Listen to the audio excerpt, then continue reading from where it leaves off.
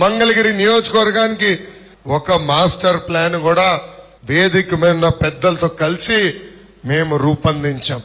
మొదటిది, మంగళగిరి నియోజకవర్గంలో ఉన్న నిరుపేద కుటుంబాలకి ఇల్లు కట్టించి అందజేసే బాధ్యత నేను తీసుకుంటాను.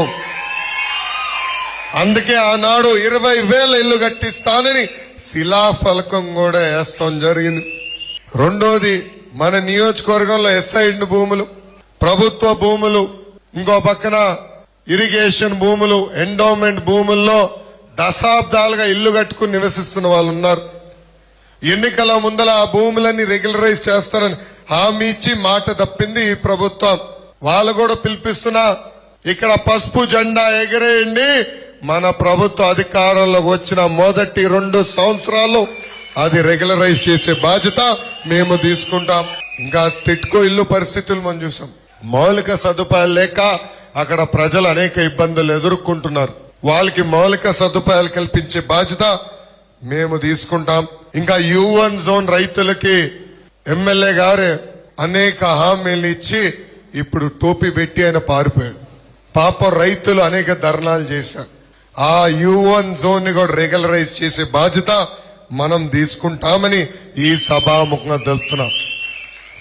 ఇంకా స్వర్ణకారులు కేవలం మన నియోజకవర్గంలో కాదు, రాష్ట్ర వ్యాప్తంగా ఉన్న స్వర్ణకారులందరూ అనేక ఇబ్బందులు ఎదుర్కొంటున్నారు. వాళ్ళకి ప్రత్యేక కార్పొరేషన్ ఏర్పాటు చేస్తానని పాదయాత్రలు నేను ఇప్పటికీ హామీ ఇచ్చా.